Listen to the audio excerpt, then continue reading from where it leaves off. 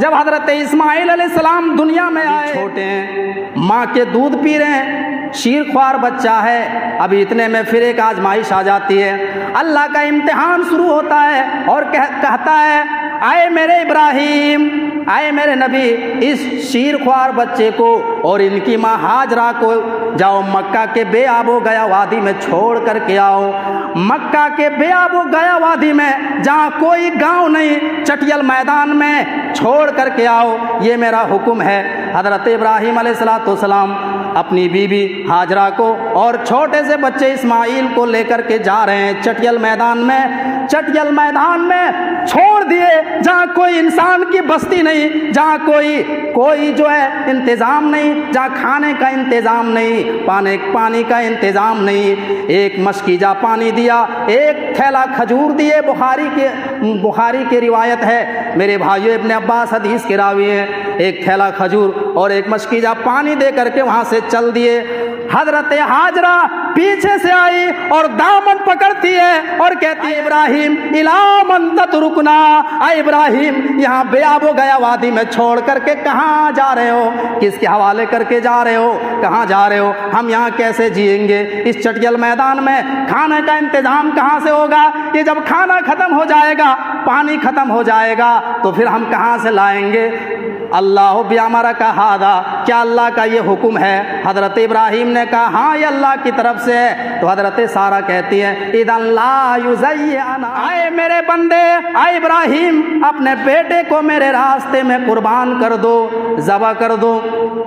حضرت ابراہیم علیہ السلام نے جو الفاظ نقل کیا ہے اور اللہ رب العالمین نے جو قرآن مجید کے اندر درج کیا ہے، قال یا بنی انی ارا فی المنام انی اذبحک فانظر ماذا تری قال یا ابت افعل ما تؤمر ستجدنی انشاء اللہ من الصابرین۔ اے میرے پیارے بیٹے، اللہ کی طرف سے مجھے حکم ملا ہے، اللہ مجھ سے تیری قربانی مانگ رہا ہے، میں نے خواب میں دیکھا ہے کہ میں تجھے اپنے ہاتھ سے ذبح کر رہا ہوں۔ اے میرے پیارے بیٹے بتا تیری کیا رائے ہے، بتا تیری کیا رائے ہے، بتا اس کے بارے میں تو کیا کہتا ہے۔ انی ارا فی المنام انی اذبحک فانظر ماذا تری، بتا تیری کیا رائے ہے۔ حضرت اسماعیل وہ چھوٹا سا بچہ کہتا ہے، کیا کہتا ہے اے ابا جان، قال یا ابت افعل ما تؤمر ستجدنی انشاء اللہ من الصابرین۔ اے ابا جان، اللہ نے آپ کو جو حکم دیا ہے آپ اس کام کو کر ڈالیے، اور اللہ نے چاہا تو آپ مجھے قیامت کے دن صبر کرنے والوں میں سے۔ ونعوذ باللہ من شرور انفسنا ومن سیئات اعمالنا، من يهده الله فلا مضل له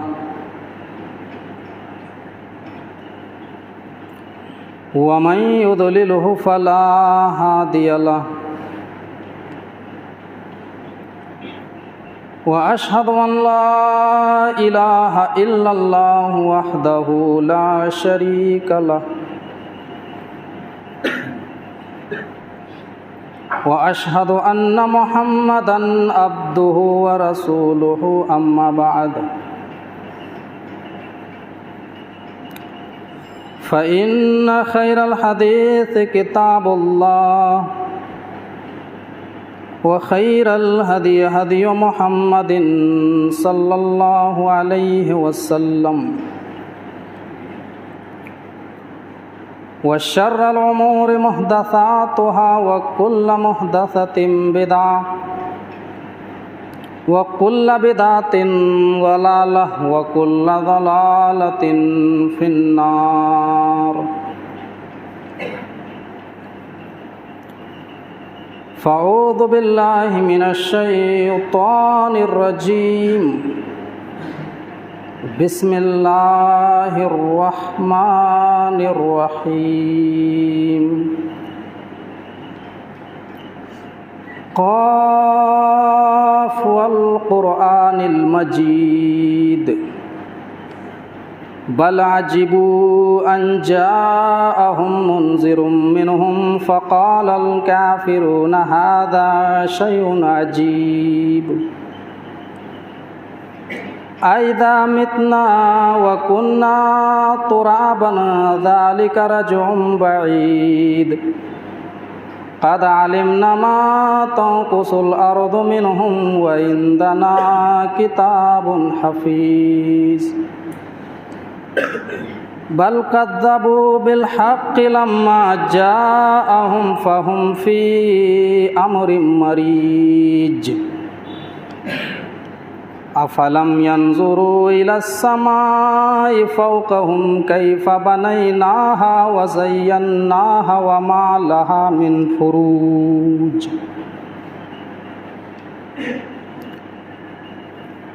وقال الله تبارك وتعالى فاعوذ باللہ من الشیطان الرجیم بسم اللہ الرحمن الرحیم وقال انی ذاہب الی ربی سیہدین رب ہب لی من الصالحین فبشرناہ بغلام حلیم فلما بلغ معه السعي قال يا بني إني أرى في المنام أني أذبحك فانظر ماذا ترى قال يا أبت افعل ما تؤمر ستجدني إن شاء الله من الصابرين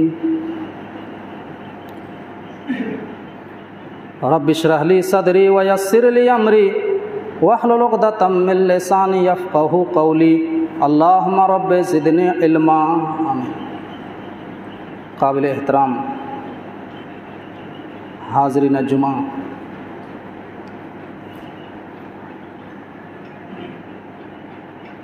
ہر قسم کی تعریف و توصیف اللہ رب العالمین کے لیے لائق و زیبا ہے، جنہوں نے ہم کو ایمان کی دولت سے نوازا اور جناب محمد رسول اللہ صلی اللہ علیہ وسلم کے امتی ہونے کا سبق بخشا۔ درود و سلام کا نذرانہ ہو تمام نبیوں اور رسولوں پر، اور بالخصوص ہمارے آخری نبی سرور دو عالم تاجدار مدنی امام الانبیاء رحمت للعالمین آمینہ کے لال جناب محمد رسول اللہ صلی اللہ علیہ وسلم کے اوپر اللہم صلی وسلم مبارک علیہ۔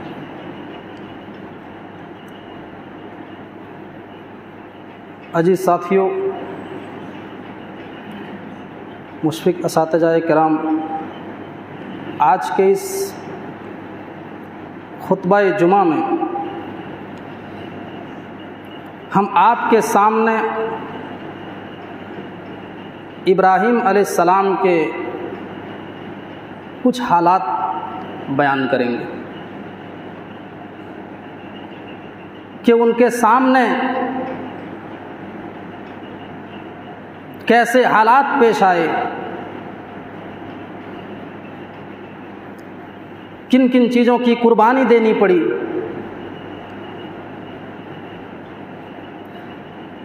ان کی زندگی میں کون کون سے مراحل پیش آئے،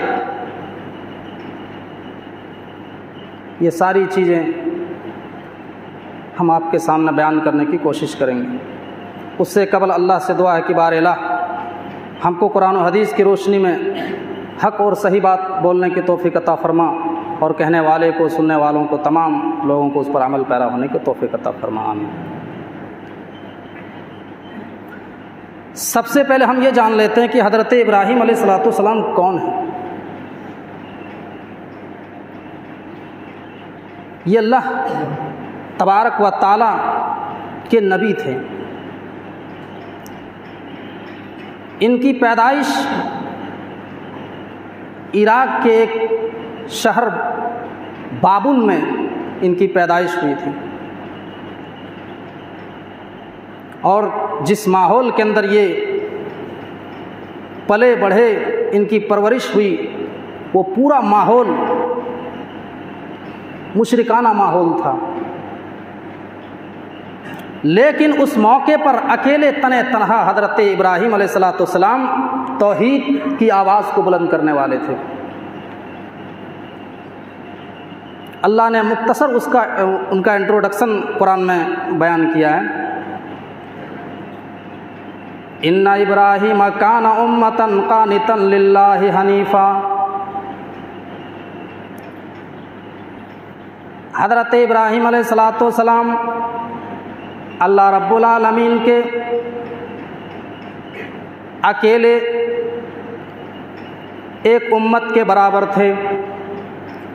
جب پوری دنیا میں کوئی بھی توحید کی آواز کو بلند کرنے والا نہیں تھا، تب اکیلے تنہا حضرت ابراہیم علیہ السلام توحید کی آواز کو بلند کرنے والے تھے.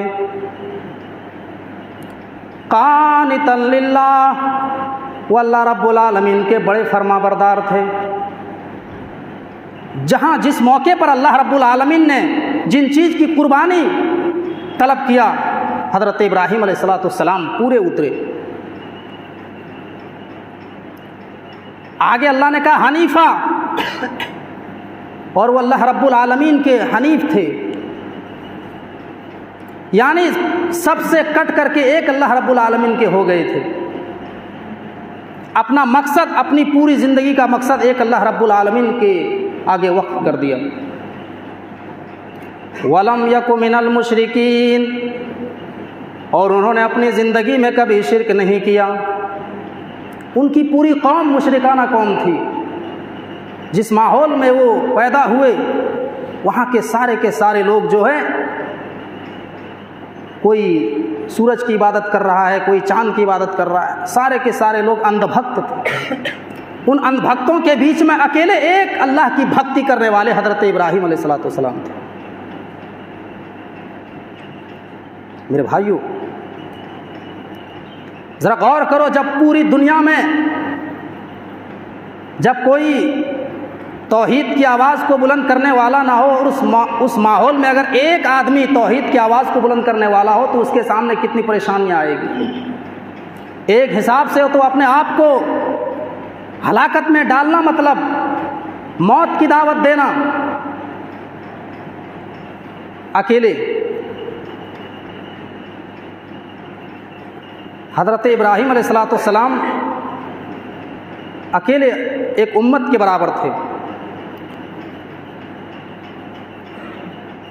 جب اس وقت کے جو بادشاہ تھے وہ نمرود تھا، نمرود نے ابراہیم علیہ الصلاۃ والسلام کا مقابلہ کیا، لیکن وہ دلیل کے آگے ہار گئے.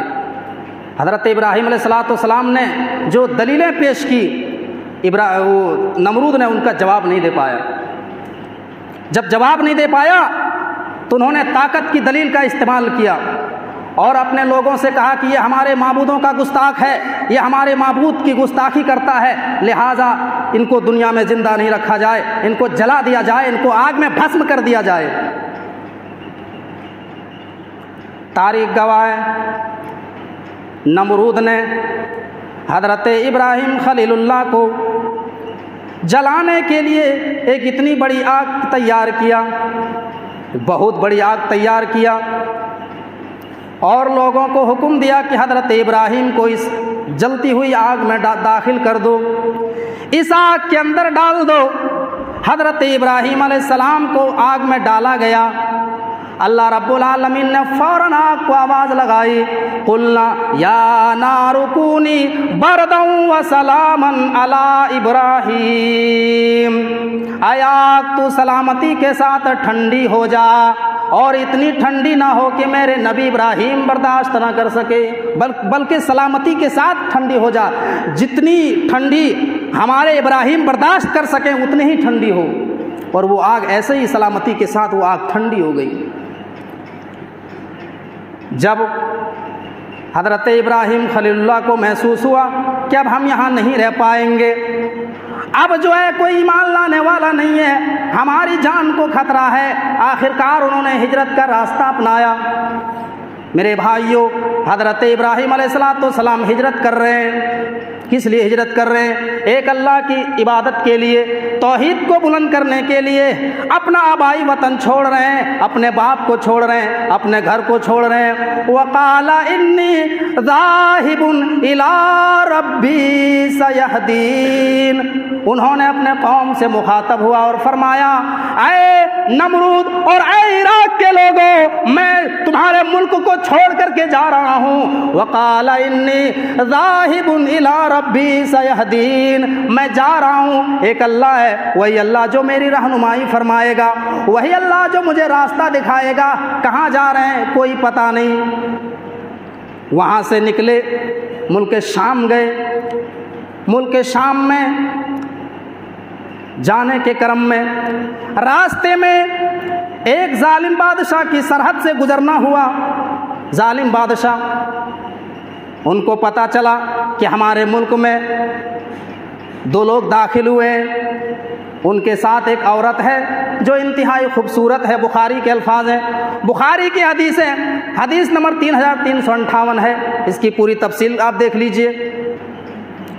جب حضرت ابراہیم علیہ السلام اور ان کی بیوی سارہ ظالم بادشاہ کی سرحد میں داخل ہوئے اور جانے لگے، جب بادشاہ کو پتہ چلا، اپنے لوگوں کو بھیجا اور ان کو بلوایا۔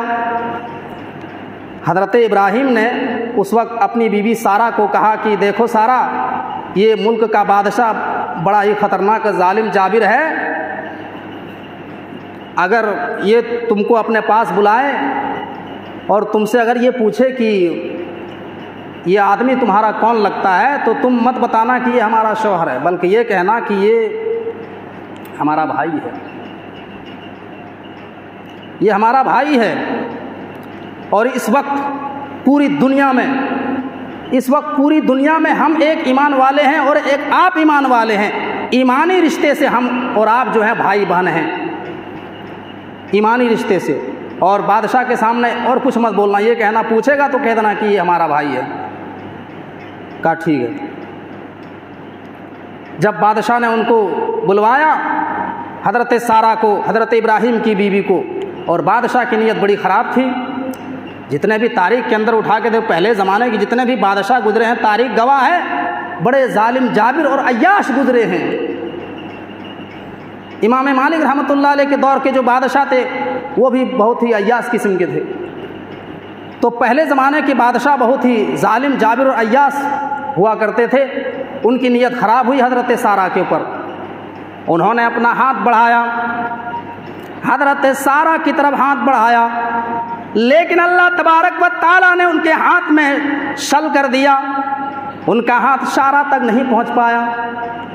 بادشاہ نے دوبارہ کوشش کی، دوسری مرتبہ بھی ہاتھ بڑھایا، دوسری مرتبہ بھی اس کے ہاتھ میں شل پڑ گیا، کپ کپی طاری ہو گئی، ہاتھ سارہ تک نہیں پہنچ پایا۔ بادشاہ نے کہا، اے عورت، تو اللہ سے دعا کر دے، میں تمہاری طرف خراب نیت نہیں کروں گا، میں تمہاری طرف ہاتھ نہیں بڑھاؤں گا، بس تو اللہ سے دعا کر دے۔ حضرت سارہ نے اللہ سے دعا کی، بادشاہ کا ہاتھ صحیح ہو گیا۔ جب صحیح ہوا تو پھر ہاتھ بڑھایا، پھر اس کا ہاتھ شل پڑ گیا۔ بادشاہ نے کہا، اے عورت، اب جو ہے اب ہم ناپاک ارادہ نہیں رکھیں گے، اب کی بار دعا کر دیجئے، اس کے بعد ہم آپ کی طرف ہاتھ نہیں بڑھائیں گے۔ سارہ نے پھر دعا کی، اس کا ہاتھ صحیح ہو گیا۔ اس کے بعد اس نے اپنے آدمی کو بلایا، کہا کہ پاگل کہ کس عورت کو تم یہاں لے کر کے آئے ہو؟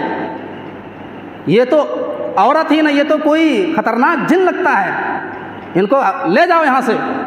اور بادشاہ نے تحفہ میں جو ہے ایک عورت کو بھی، ایک لونڈی کو بھی دے دیا، جن کا نام تھا ہاجرہ، ان کو دے دیا کہ لے جاؤ اپنے خدمت کے لیے۔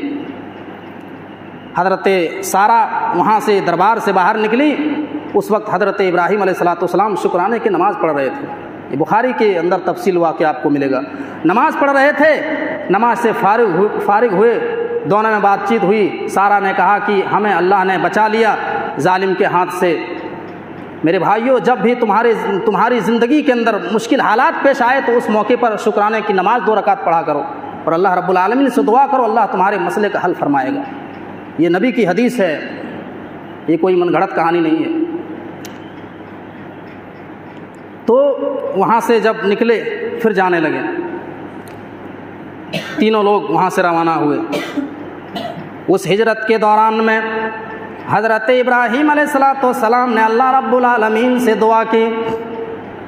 اس وقت حضرت ابراہیم علیہ السلام کی عمر 85 سال کی تھی، جیسا کہ مفسرین لکھتے ہیں 85 سال کی عمر میں حضرت ابراہیم علیہ السلام نے اللہ سے دعا مانگی، رب ہب لی من الصالحین، اے اللہ مجھے ایک نیک بیٹا عطا فرما، اے اللہ مجھے ایک صالح اولاد عطا فرما تاکہ ہمارا ساتھ دے، آگے چل کر جو ہے توحید کی آواز کو بلند کرے۔ اے اللہ مجھے اس عمر میں بھی ایک اولاد عطا فرما اور نیک اولاد عطا فرما۔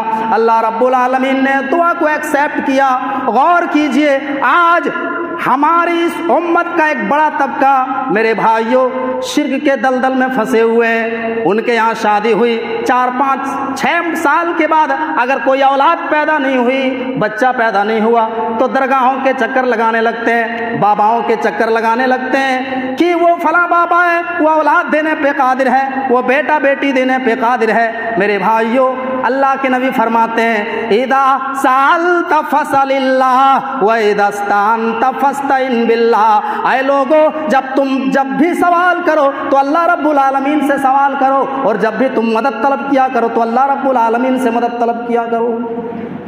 اس دنیا میں نفع نقصان کا مالک، بارش برسانے والا، اولاد دینے والا، بیٹا بیٹی دینے والا ایک اللہ رب العالمین ہے۔ میرے بھائیوں انبیاء کی تاریخ کو آپ پڑھیے، تمام انبیاء کرام نے مشکل حالات میں ایک اللہ رب العالمین کو پکارا۔ حضرت جو ہے ایوب علیہ السلام نے بیماری کے وقت میں ایک اللہ رب العالمین کو پکارا۔ میرے بھائیوں اللہ تو ہے جو آدم کو بغیر باپ کے بنانے پر قادر ہو، حوا کے بغیر باپ کے پیدا کرنے پر قادر ہو، عیسیٰ کو بغیر باپ کے پیدا کرنے پر قادر ہو، مریم کو بغیر شوہر کے بیٹا دینے پر قادر ہو۔ میرے بھائیوں مانگنا تو اس سے مانگو جو بغیر باپ کے بنانے پر قادر ہو۔ میرے بھائیوں اسی کو اللہ کے نبی فرماتے ہیں، اذا سألت فاسأل اللہ واذا استعنت فاستعن باللہ، تم جب بھی سوال کرو تو اللہ سے سوال کرو اور مدد طلب کرو تو اللہ سے مدد طلب کیا کرو۔ آج لوگوں نے اختیار دے دیا، یہ فلاں آدمی جو ہے یہ بارش برسانے پہ قادر ہے، فلاں بابا بیٹا دینے پر قادر ہے۔ اللہ کیا کرتا؟ اللہ کا کوئی کام نہیں ہے۔ میرے بھائیوں اس دنیا کا جو ہے، اس دنیا کا کریشن، اس دنیا کا خالق، یہ اس دنیا کا رازق ایک اللہ تبارک و تعالی ہے۔ اس کے علاوہ کوئی بھی اس کے بغیر دنیا کا کوئی نظام نہیں چل سکتا ہے۔ ایک ہی اللہ، ایکم برہما دتیہ ناستے ناستے کنچن۔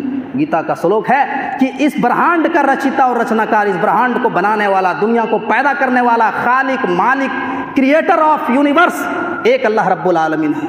لیکن اس کی حقیقت کو، اس کی طاقت کو لوگ آج سمجھتے نہیں ہیں۔ آج نہ جانے کہاں کہاں اپنی پیشانی کو ٹیکتے ہیں۔ میرے بھائیوں حضرت ابراہیم علیہ السلام کو دیکھو، 85 سال کی عمر میں ایک اللہ رب العالمین کو پکارا، اور کیسے پکارا، کس انداز میں پکارا، رب حب لی من الصالحین، اے اللہ مجھے ایک نیک بیٹا عطا فرما۔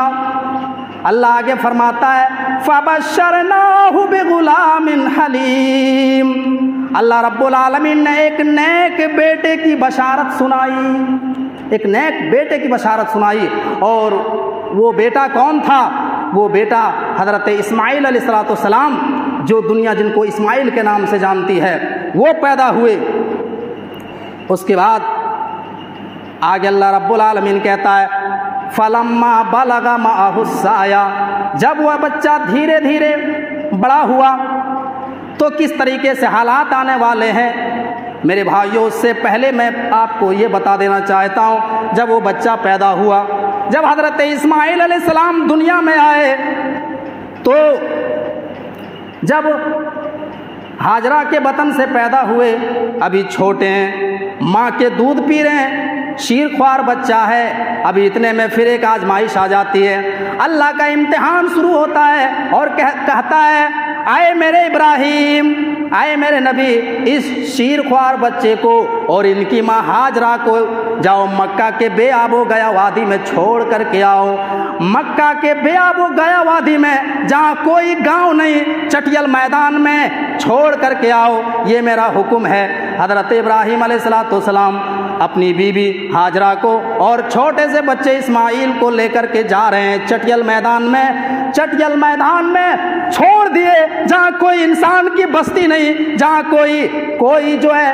انتظام نہیں، جہاں کھانے کا انتظام نہیں، پانی کا انتظام نہیں۔ ایک مشکیجہ پانی دیا، ایک تھیلا کھجور دیے، بخاری کی روایت ہے میرے بھائیو، ابن عباس حدیث کے راوی ہیں، ایک تھیلا کھجور اور ایک مشکیجہ پانی دے کر کے وہاں سے چل دیے۔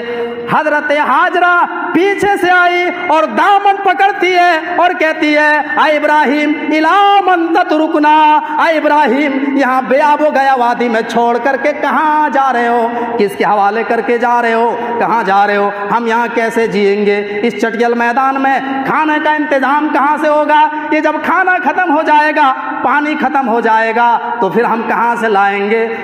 اللہ بیامرک ھذا، کیا اللہ کا یہ حکم ہے؟ حضرت ابراہیم نے کہا ہاں یہ اللہ کی طرف سے ہے۔ تو حضرت سارہ کہتی ہیں اذا لا یضیعنا، تب تو اللہ ہم کو ضائع نہیں کرے گا، اللہ ہم کو برباد نہیں کرے گا۔ لیکن جب وہ کھانا پانی سب ختم ہو گیا، کھجور وجور سب ختم ہو گئے، تو پیاس کی شدت محسوس ہوئی اور پیاس کے مارے جو ہے اسماعیل تڑپنے لگے اور ایڑیاں رگڑنے لگے پیاس کے مارے۔ چھوٹا سا بچہ رو رہا ہے، تڑپ رہا ہے، بلبلا رہا ہے۔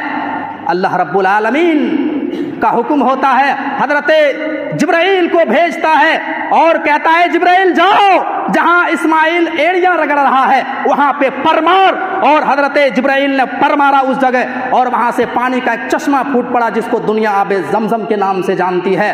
اور امام کائنات جناب محمد رسول اللہ صلی اللہ علیہ وسلم فرماتے ہیں کہ اللہ اسماعیل پہ رحم فرمائے، اگر وہ پانی جو ہے اس پانی کو ہاجرہ اپنے حال پہ چھوڑ دیتی، اگر اس کو نہ روکتی، مڈیر نہ بناتی اس پانی کا، تو جو ہے اس روکنے کے لیے تو وہ پانی بہت بڑا ایک چشمہ بن جاتا، بہتا ہوا پانی کا ایک چشمہ بن جاتا۔ اور آج بھی پوری دنیا کے لوگ جاتے ہیں اس پانی کو لاتے ہیں، لیکن ایک قطرے کی کمی نہیں ہوتی ہے میرے بھائیوں۔ وہ پانی بہت جو ہے شفا ہے، نفع بخش پانی ہے، دنیا کی کوئی پانی اس کا مقابلہ نہیں کر سکتا ہے۔